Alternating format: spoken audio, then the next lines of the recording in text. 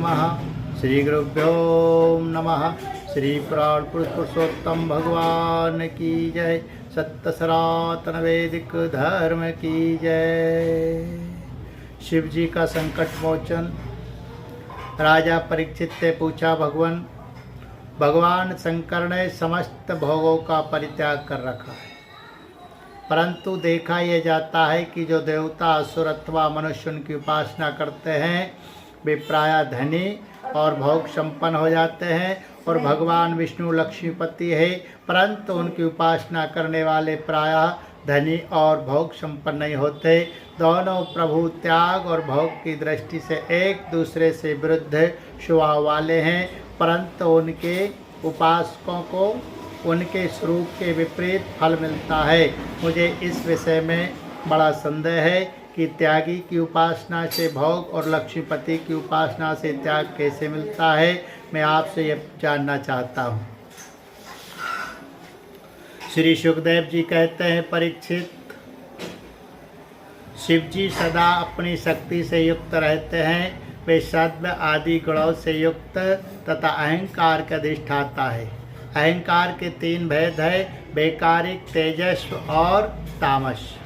त्रिविध अहंकार से 16 विकार हुए, 10 इंद्रिया, 5 महाभूत और 1 मन। अतः इन सब के अधिष्ठात्र देवताओं में से किसी एक की उपासना करने पर समस्त ऐश्वर्यों की प्राप्ति हो जाती है। परंतु परीक्षित, भगवान श्री हरि तो प्रकृति से परे स्वयं पुरुषोत्तम एवं प्राकृत गुण रहित है। वे सर्वज्ञ तथा सबके अंतःकरणों के साक्षी है। जो उनका भजन करता है वे स्वयं भी गुणातीत हो जाता है। परीक्षित, जब तुम्हारे दादा धर्मराज युधिष्ठिर अश्वमेध यज्ञ कर चुके, तब भगवान ने विविध प्रकार के धर्मों का वर्णन सुनते समय उन्होंने भी यही प्रश्न किया था। परीक्षित, भगवान श्री कृष्ण सर्वशक्तिमान परमेश्वर है। मनुष्यों के कल्याण के लिए ही उन्होंने यदुवंश में अवतार धारण किया था। राजा युधिष्ठिर का प्रश्न सुनकर और उनकी सुनने की इच्छा देखकर उन्होंने प्रसन्नता पूर्वक इस प्रकार उत्तर दिया था। भगवान श्री कृष्ण ने कहा, राजन, जिस पर मैं कृपा करता हूँ उसका सब धन धीरे धीरे छीन लेता हूँ।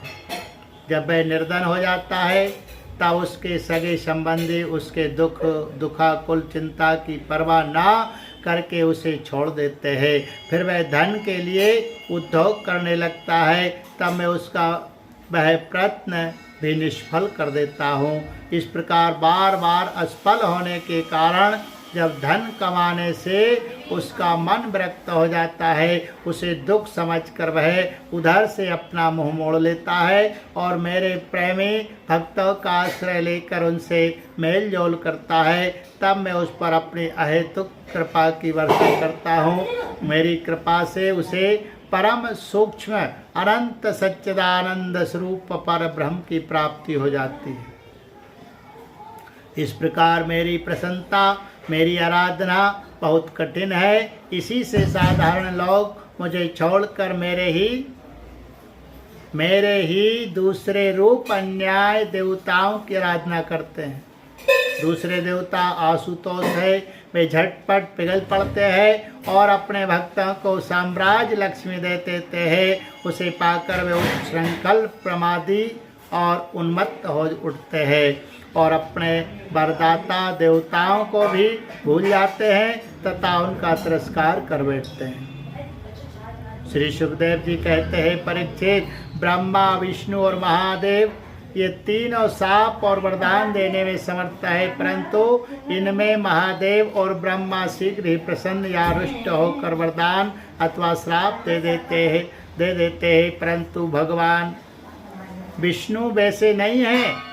इस विषय में महात्मा लोग एक प्राचीन इतिहास कहा करते हैं। भगवान शंकर एक बार बृकासुर को वर देकर संकट में पड़ गए थे। परीक्षित, बृकासुर शकुनी का पुत्र था। उसकी बुद्धि बहुत बिगड़ी हुई थी। एक दिन कहीं जाते समय उसने देव ऋषि नारद को देख लिया और उनसे पूछा कि तीनों देवताओं में झटपट प्रसन्न होने वाला कौन है। परीक्षित, देव ऋषि नारद ने कहा तुम भगवान शंकर की आराधना करो, इससे तुम्हारा मनोरथ बहुत जल्दी पूरा हो जाएगा। वे थोड़े ही गुणों से शीघ्र प्रसन्न और थोड़े ही अपराध से तुरंत क्रोध कर बैठते हैं। रावण और बाणासुर ने केवल बंदी जनों के समान शंकर जी की तथा स्तुतियाँ की थी, इसी से वे उन पर प्रसन्न हो गए और उन्हें अतुल्य ऐश्वर्य दे दिया। बाद में रावण के कैलाश उठाने और बाणासुर के नगर की रक्षा का भार लेने से वे उनके लिए संकट में भी पड़ गए थे।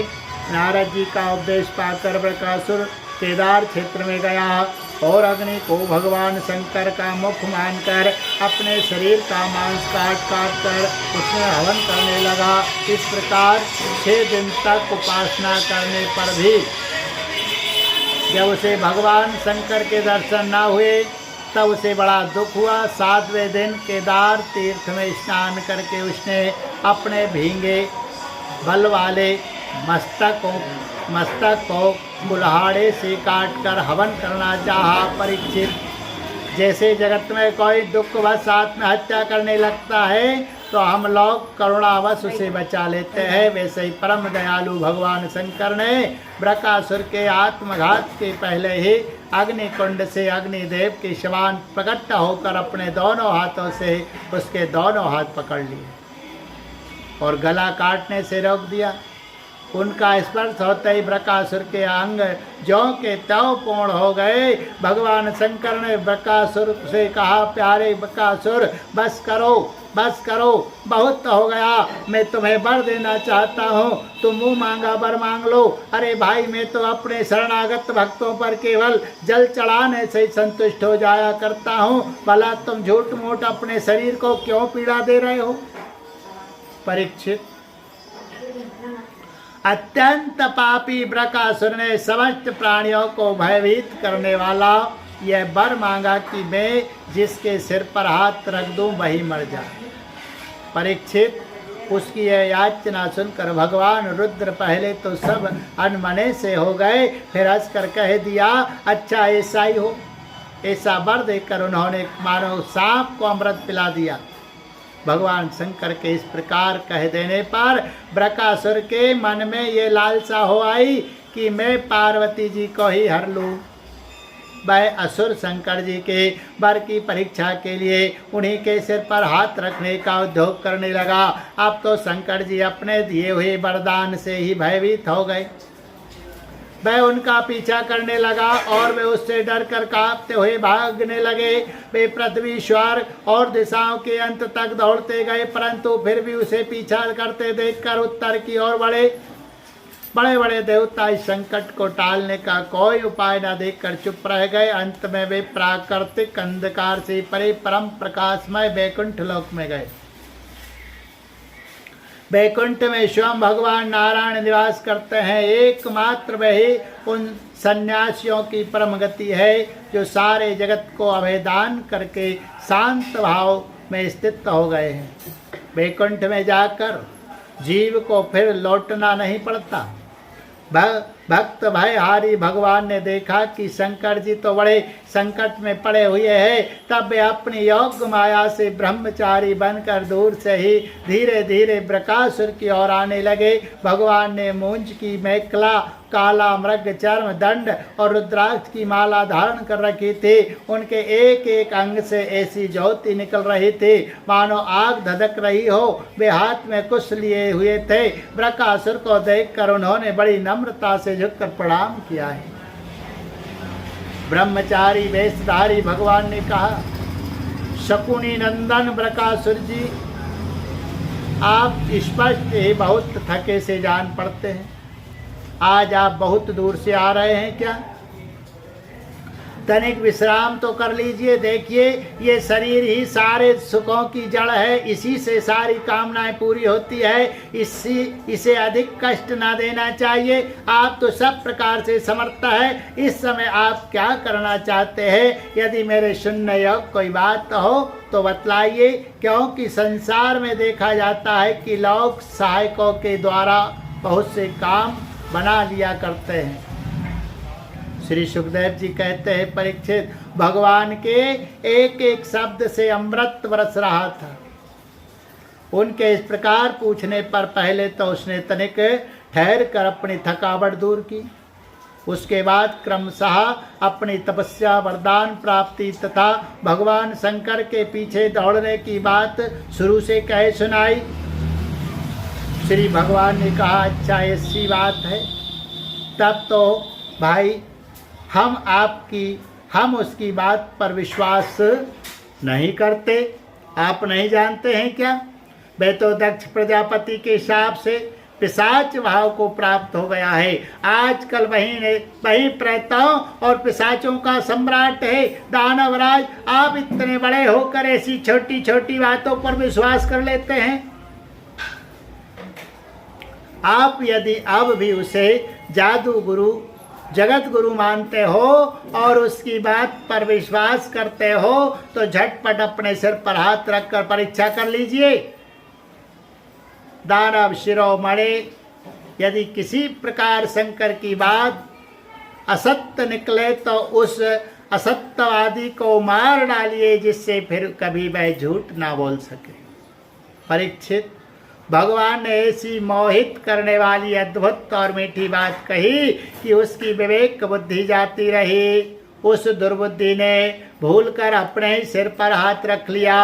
बस उसी क्षण उसका सिर फट गया और वह वहीं धरती पर गिर पड़ा, मानो उस पर बिजली गिर पड़ी हो। उस समय आकाश में देवता लोग जय जय जय जय नमो नमः, जय जय नमो नमः, साधु साधु के नारे लगाने लगे।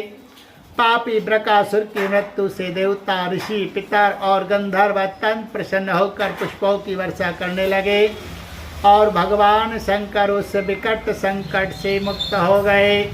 अब भगवान पुरुषोत्तम ने भय मुक्त शिव शंकर जी से कहा कि देवादिदेव, बड़े हर्ष की बात है कि इस दुष्ट को इसके पापों ने ही नष्ट कर दिया। परमेश्वर, भला ऐसा कौन प्राणी है जो महापुरुषों का अपराध करके कुशल से रह सके। फिर स्वयं जगत गुरु विश्वेश्वर आपका अपराध करके तो कोई सकुशल रह ही कैसे सकता है। भगवान अनंत शक्तियों के समूह है, उनकी एक एक शक्ति मन और वाणी की सीमा के परे है। वे प्रकृति से अतीत स्वयं परमात्मा है। उनकी शंकर जी को संकट से छुड़ाने की ये लीला जो कोई कहता या सुनता है, वह संसार के बंधनों और शत्रुओं के भय से मुक्त हो जाता है। बोलिए शंकर भगवान की जय। पुराण पुरुष पुरुषोत्तम भगवान की जय। सत्य सनातन वैदिक धर्म की जय।